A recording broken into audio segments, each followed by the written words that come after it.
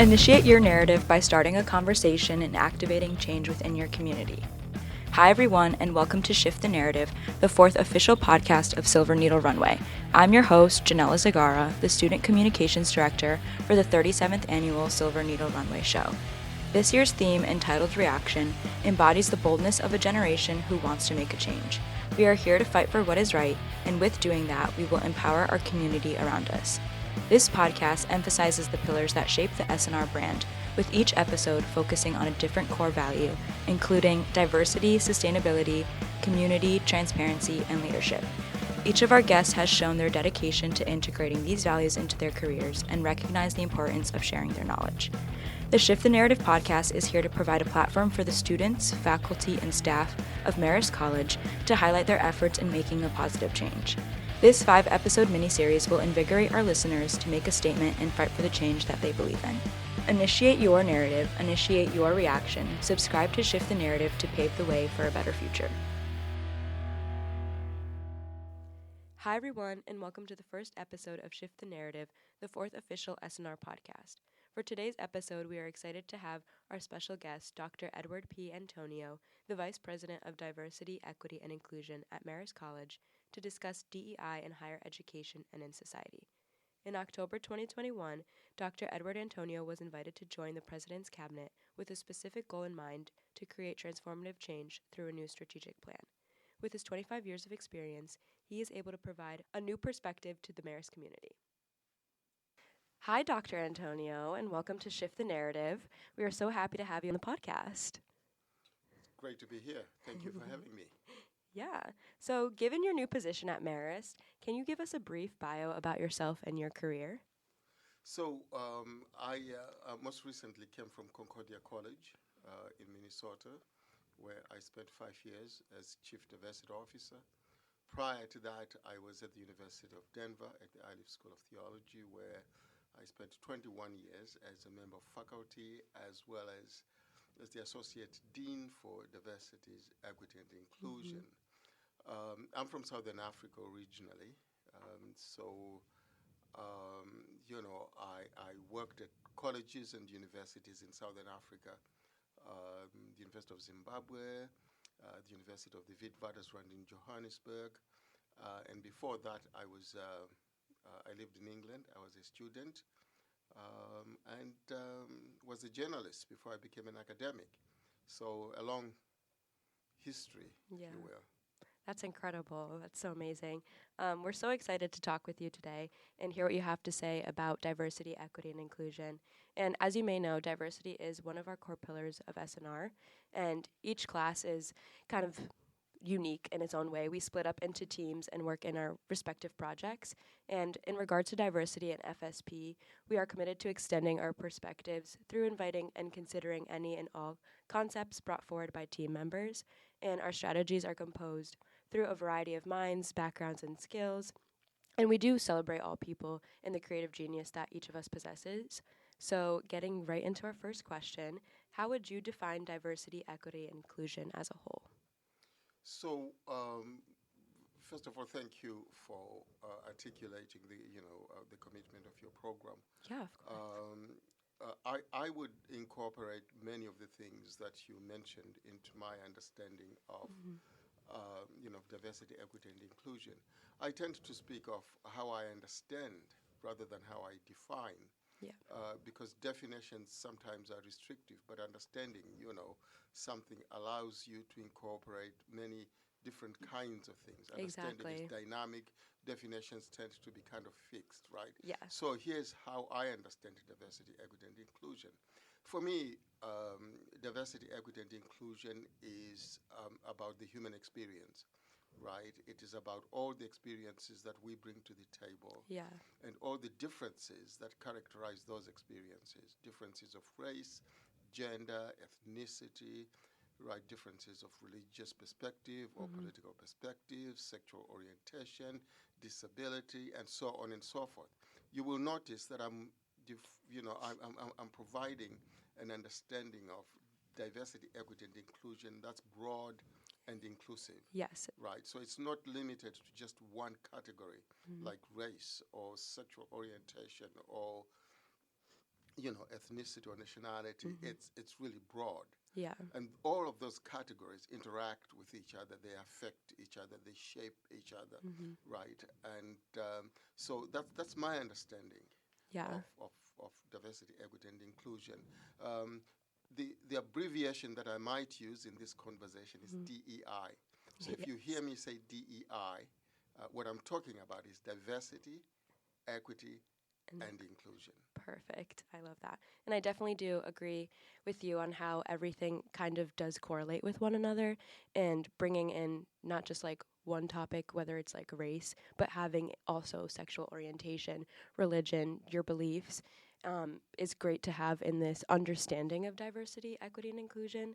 And I think that a lot of people's more so like first opinions of when they hear the word diversity always goes to that like racial um, connotation rather Right. than seeing everything as a whole, like you Right, explained right, it. right. Part of the problem is that when we think about diversity, we think it's someone else's thing, right? Yes. They are diverse. They are different. We are not. But that's not a helpful way of thinking about it. Think about this for a moment. When you look at an individual, you're looking at them not just in terms of their race. Yeah. They are full human being, right? They are gendered. They have an ethnic identity. They have a national identity, right? They have so many identities. So each one of us, right, is made up. Each one of us is made up of many different identities. Yes. So, for example, I am a brother. I'm a dad. I'm a son. I am black. I am African, and so on and so forth. Right. So all of those things shape who I am. Exactly, yeah. Right. So you can't reduce me to the color of my skin or my gender. Right. I am all of those things. Yeah. Now, sometimes some of those identities are salient. Right. At some moments, I am really black, and I want to behave like black. At some moments, I am, my daughter's, dad. Yeah. Right. So, and I play into that. So it's really important to keep that sort of, wide, comprehensive understanding of DEI and the ways in which it impacts all of us. Yeah, exactly. And I think that, again, it kind of correlates to what you were just saying, but we all do play different roles in things, and we do have to put on different hats when we're maybe in a meeting or hanging out with friends. Right. And you've had experience in this field for at least 25 years now. How would you say that the world's view and perspective of diversity has changed from the start of your career to now? So that's an important question, right? Because, human experience is never fixed and static. It's dynamic, it changes. And when I started in this work, we didn't have Black Lives Matter, for example. Yeah. When I started in this work, we were not dealing with some of the events that took place in 2020 around the murder of George Floyd. Yes. Right. So, those are things that have happened since I started. But I would say that, having lived in different places, in France, in England, in Germany, in South Africa, then coming to the United States, I have seen diversity from many different angles, right? And how different societies deal with diversity. One of the biggest changes I have experienced since I started this work is just the intensity of the problem of diversity in the United States of America. Yeah. Right? There is hardly a day that goes by when diversity is not in the newspapers, it's not on radio or television, right? So that it truly is not just a topical issue, right? It's it's it's an issue that impacts everything that we do, and how we interact with each other. Exactly. Right? Yeah. I have seen changes in terms of how we think about race. I grew up in a society where,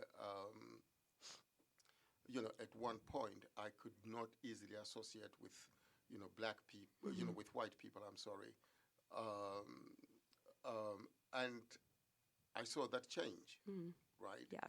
I grew up in a society where at one point you could really not talk about gay, lesbian or queer people, Yeah. right? And now people do, right? So a lot of changes are taking place. Yeah, and I feel like a lot of that change, like you were saying, is coming from just like the generational differences. I feel like a lot of people who back then had more traditional views and were not necessarily as open-minded as I think the current generation is right now. And I feel like our generation is very progressive and very just like open and accepting of a lot of people, and we do understand that everyone has everyone has their own differences, and that we shouldn't like judge people or like judge them on how they are as a person Right, because of those right, differences. right, Um, right. so I feel like that's also why a big change Yeah, no, isn't because absolutely. of I mean, there have been generational differences. Yeah. What I would emphasize is that each generation brings to the struggle for social justice a unique voice, Yes. right? And what this generation, your generation, brings is, as you said, an openness to change. Now, one thing that I like to tell people is that each generation has its own blind spots as well. Yes, for sure. It's when we allow those sort of, um, you know, moments of, lack of self-criticism, if you will, that we get into trouble, Yeah. right? And part of the work I do is to help people across generations to remain vigilant and self-critical, right? Um, the openness that this generation brings into this work is vital. For sure. Yeah. But it is also just one moment in a long process, right? Exactly. What we need is an ongoing voice of self-criticism. Right? And I know something that is ongoing is right now that's happening at our college is the introduction of a new strategic plan. And I know that transformative change is something that we're striving for with our theme this year, but it's also something that you guys are tackling with that new strategic plan. So it can definitely be a creative and tedious task, just like producing a fashion show. So how do you come up with unique creative ideas that divert from what others have done in the past? Well, the first thing you do is you listen to your students. Your generation, as you mentioned earlier. Listen to their ideas, right? Because again, as you said, they're creative, right? They have a unique set of experiences. So listen to them, Yeah. and learn from them, and incorporate their voice into your strategic thinking. The second thing is be observant, be attuned to what's happening in the world, Yeah. right? It's easy to become a bubble, right? For colleges and institutions to become insular and to be a bubble, closed to the outside world. Yeah. You miss so much. So you listen to your students, observe the world, be attuned, and be responsive to what's going on in the world. Number 3, keep yourselves informed. Learn as much as you can about other people, other cultures, about the ways in which the world is changing, and about the world, the ways in which the world is characterized by immense diversity. I mean, there's diversity everywhere. Yeah. Right. So so pay attention to that, but also have a passion for social justice. Right. Have a passion for doing right by those who have been underserved by history. Right. Have a passion to be inclusive, to welcome the stranger. Yeah. Right. To take care of those who are, as it were, marginalized. Okay. You bring all of that together, and a new perspective begins to emerge, right? Yeah. A new way of thinking about the world begins to emerge. Then you grab that and you incorporate it into your strategic planning, Yeah. because you want to differentiate yourself from the competition. What I like to say is Marist must make itself rare Yes, I love right? that. We want to be, we don't want to be imitating this group here, this college here. I mean, we can learn from, from everyone. Yes. But in doing so, our goal is to become rare and unique so that they want to be like us. Exactly, yeah. Right? Kind of lead as an example. Right. Yeah. We want to be inimitable. Right? That's how I think about this, when I'm being excited and being passionate. I'm like, we're going to be in a class of one. Yeah. Right? Why not, be that bold and that ambitious. Yeah, I love that you said that, like, to be rare. It's something that I feel like a lot of Marist students have become more vocal about it and just have been more vocal in general about, like, social injustice. And we have had protests on campus about these social issue topics that we're currently dealing with. But kind of going off of that, what are some other ways that students could get involved in, like, this implementation of, like, either the strategic plan or just ways to get involved on campus to voice their change? The first thing I would say is, know your environment. Who is Marist? Yeah. Who's present here? Who's not present here? Right? What are the issues around diversity, equity, and inclusion? Right. So let's get to know our environment. Let's get to know the issues and the needs, and then let's tell stories. Let's share our stories, right, across our differences. I have a ton of stories that I bring with me from Southern Africa, from living in England and in France and now in the United States. You have stories. Everyone, has stories. Let's share our stories because it's when we learn from each other's stories that we become open to, being inclusive. In fact, we gain understanding of the world and of each other by by telling our stories, by sharing our stories. I would also say that it's important for students on this campus to engage in really meaningful, difficult and challenging conversations, dialogues. Yes. Not just to be nice to each other.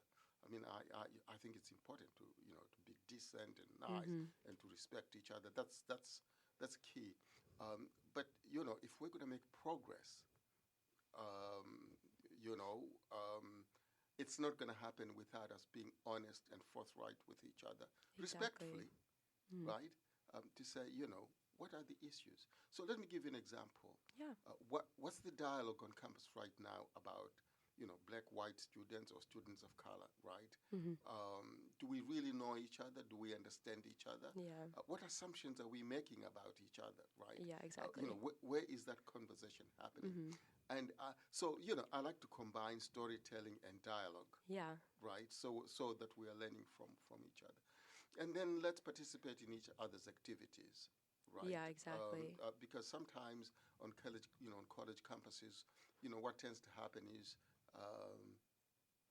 we align ourselves with groups we feel comfortable with. We self-select, right? And we don't talk to anyone outside our group.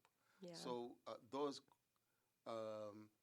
cross-group conversations are really, really important to engage each other. In other words, let's become what I call a relationship-rich campus. Yeah. Let's be a relationship-rich campus where we're not afraid to engage each other across, the differences that we all bring to the table. Yeah, that's kind of what what we hope to touch on, at least for this year's theme, is just kind of getting ourselves out there in the community and just basically just like interacting with students outside of the fashion program. We definitely want to make ourselves more than just a fashion show, more than just a fashion class. Right. So we are like reaching out to other communities. We are partnering and collaborating with other groups in the fashion program to get everyone's like voices amplified. So I definitely think that touches on like our theme as well. Yeah, you mentioned the fashion program. I can't help but think just how important fashion is as a medium for engaging people across their differences. I can't think of a society in which people don't care about fashion, Yeah. however they define it, right? Yeah. Fashion, beauty, food, things like that. And I would say, leverage fashion, Mm-hmm. you know, to bridge difference, leverage fashion to talk about social justice, leverage fashion to achieve, diversity, equity, and inclusion. I mean, fashion is such a powerful, Yeah, it is. thing, right? Mm-hmm. So, I know people sometimes think, oh, it's just fashion. um, but hey, fashion makes billions of dollars, right? They I mean, do, yeah. it's a multi-billion-dollar thing, and, Mm-hmm. and secondly, everyone has a sense of some sense of fashion. Even those like me, who just sort of throw Throw things something. together, have a sense of okay, I won't Yeah. go. This is my This is lane. where I'll stay. Right, Yeah. right. So I'm glad you mentioned that because Yeah. I would encourage you to lean into what you're good at, Yes. right, in order to bridge differences and to achieve equity, inclusion, and belonging. Yeah. As much as fashion is trying to move in that direction of being more diverse and more inclusive and just represent a larger group of people, I do think sometimes it can often be at a surface level and can sometimes come off as very performative. Right. So being a part of SNR, this year's theme hopes to combat that negative connotation and address these issues at a more genuine level. Right. Do you have any advice that you would give to students in the fashion industry about implementing these DEI strategies into their work or projects? You know, one of the things I emphasize is how political everything we do is. Yeah, And fashion is very political, it is. right? You can make important political statements in and through fashion. And by politics, I don't mean, taking ideological sides. Yes. I mean that you are making a statement about human dignity, Mm-hmm. about respecting people, about meeting people's needs through fashion, Yeah. right? Um, I would encourage your program and students in the fashion program to think, about the ways in which um, you can impact the world Yeah. through fashion by talking about fashion as it relates to different body types, Mm-hmm. right? Fashion as it relates to those who don't have access to buy clothes that count as fashion, Yeah. good fashion. In other words, introduce social justice Mm-hmm. into how you think about fashion, body types, and inclusion. Who is traditionally left out, Yeah, right? exactly. And how do we incorporate their voices? Mm. Um, how do we disrupt the norm? Why is it that the use of kente cloth, for example, is predominantly among people of color? Yeah. Why can't I mean, why? So, I'm thinking about men's shirts, for example. Yeah. Some of the big fashion names. Mm-hmm. What if they started producing shirts in kente cloth? Really. Yes. Things like that. Yeah. That would be disruptive. Mm-hmm. Okay. Or just the use of culture Mm-hmm. and color and things like that. I Yeah. come from Africa, right? We are big on color, Yes. and some of our colors, the way we put colors together can look Mm-hmm. garish. But in our context, what's Yeah. garish to a lot of people is like, wow. Yeah, I mean, exactly. so to to engage the world in that way and just Mm-hmm. appreciate the variety and richness, Yeah. right, of um, of fashion. Mm-hmm. Yeah. It would be very beautiful if the fashion industry definitely made moves in those directions in the close like 3 to 5 years into the future. I feel like hopefully that's where we're heading in fashion. But again, some people can still like be wary about what they think like the boundaries are Yeah. on that stuff. You know, my comment on that is don't underestimate your power. Mm-hmm. You are the future of the industry, Yeah. right? So it's the fashion industry is you, Mm-hmm. right? It's you know, yeah, there are people out there with money and Mm-hmm. you know and so on and so forth, but you know, your generation of students will make the Yeah. difference. Yeah.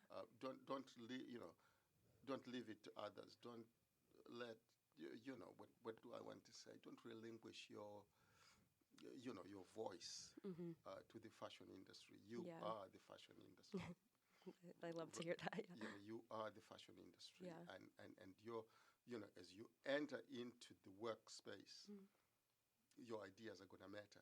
Yeah, I think a lot of like at least the senior class and just like people I know, especially like the designers and all the merchandising students, I think we all definitely agree that we are the ones that are going to be making the change. And so a lot of people's projects and like capping papers and the senior designers collections do reflect that. So I think that's really cool. But moving beyond the Marist community, what do you think are some challenges that DEI faces today? Wow, that is a big question. I know. DEI you know, faces many challenges. You know, there are many people in the country right now who don't like DEI. Mm-hmm. They think that it's a form of indoctrination. That DEI is about indoctrinating, you know, white students Mm-hmm. in high schools and colleges. There are people who are skeptical about the history of slavery Mm-hmm. and of racism in this country. You know, things that have led to the need Mm-hmm. you know, for DEI. There are people who are very skeptical about that. Um, you know, challenges across the country. I mean, you know, there are more than, you know, 15 states that are processing, you know, something like 19 pieces of legislation that is Yes. in one way or another, you know, targeted at or against, you know, DEI. Mm-hmm. Right, books are being banned, so it gets Yes. very political. Yeah, I can. But the way I like to think about it is that DEI is really about being human. It's not about being political. Yeah. Why is that so? Because we are all different. You know, the one thing, well, you know, one of the things we have in common, all Mm-hmm. of us, are our differences, Yes. right? Exactly. The other thing we have in common is what? Is our humanity. Mm-hmm. Just think about that. We have two things in common, our differences, because we're each different. Yeah. And the other is our humanity. The trick, you know, the trick thing here, you know, the thing that we need to learn to do Mm-hmm. is to align appreciating, Mm-hmm. honoring, and respecting our differences with our humanity. In other words, let's embrace our differences in the name of our humanity. Yeah. And then, you know what will happen? Transformation will take place, Exactly. Yeah. right? So there are many challenges out there, you know, in part because talking about race and gender and all of these things, you know, sexual orientation, is not easy, right? Mm-hmm. You know, you know, we all begin to feel queasy and you know, we sweat under the palm, you know, in our palms, and you know, we start stuttering when we are talking about race. You know, we look at each other kind of strangely. You know, is that really a person? Are they really a human being? Do they feel pain like I do? Yeah. You know, and these kind of strange assumptions we make about each other, Yeah. right? That's because we don't know each other, right? Yeah, we don't. And so, you know, I would say, you know, the challenge of fear, right? You know, we fear each other Yeah. because we don't know each other, right? And we fear each other because we're afraid we might say the wrong thing, you know, or I might appear racist, Yes. right? Yeah. So we don't want to take the risk. So that's a real challenge. You know, I say to people, you want to take the risk. It's well worth it. Mm-hmm. Better to take the risk, get it wrong, and learn Yeah. from it, than, not risk getting to know another human being who may very well and will very likely enrich your experience. Mm-hmm. Yeah, Yeah. I definitely think it's important to have like those more uncomfortable conversations, like you were saying. And I think like this episode podcast is kind of going in that direction and Right. is talking about these things that we may necessarily not be talking about in classrooms or beyond that, but it's important conversations that we should be having. Right. No, absolutely. Mm. Absolutely. And, one of my goals is to make sure that these conversations happen throughout our campus. Yes. Right? That they're campus wide. Yeah. Yeah. You had mentioned in our meeting before this that you would love to see students come together every like once a month or something, just to like talk about these conversations, have these conversations, and get to know each other and speak their opinions and concerns about everything on campus. So I think Yeah. that would be great. Yeah, no, and I'm going to do that. I'd like to Mhm. host, meetings of groups of students just to come out, come hang out and experience difference. When I was teaching at the University of the Witwatersrand in South Africa, Mhm. I began a program where we brought together groups of black and white students initially, and Yeah. it was phenomenal. Now, just very quickly, Yeah, of when course. I arrived at the University of the Witwatersrand, the university had this is in Africa, mind you, in South Africa, the university had just started hiring, um, or at least my department was hiring faculty of color. I was Yeah. actually the first in my department. Oh wow. And I remember going to my first classroom, and I walked in, and there were 120 students in that classroom. Wow. They were all white except A few. except four, Oh wow. right? And I couldn't believe, I had come back to Africa. I couldn't believe I was in Africa. I was like, what's going on, right? Yeah. Well, I taught that class that day, went away, came back for another class the following day, walked into my classroom, and there were about 80 students in that classroom, and they were all black. Oh wow. So I decided I would create what I called friendship circles. Okay. And those were just, and mind you, the black students were taught by, white professors. The white students had never been taught by a black professor. So, for those students, I was their first professor, right? Yeah. So it was just this, atmosphere of suspicion and lack of knowledge and understanding. So, we created these friendship circles where we brought together, we would bring together students from different racial groups Mhm. just to hang out. Yeah. We provided food, and we talked about many different things that were happening in the country. The racial system that existed in the country was just called apartheid, right? Was just coming to an end. Mhm. So I'm a great believer in the power of friendship circles Yeah. as a way of bringing together, bringing together students initially. In the end, we also engaged faculty, right, Yeah, and that's staff incredible. in creating these friendship, friendship circles. Yeah, I think that friendship circles is definitely a great concept that we could bring to Marist as well. And I think that definitely goes into our last question of the podcast. But I want to close out our episode with a segment we like to call Word of Mouth. The best advice can't be found in a textbook, but rather through word of mouth. The importance of networking and face to face conversations is crucial in terms of obtaining helpful career advice, as real life experience is the most valuable form of education. In this segment, I will ask you the same question we ask all of our guests, which is, what is your reaction to how Marist students are fighting for change? My reaction is to say we have started, Mhm.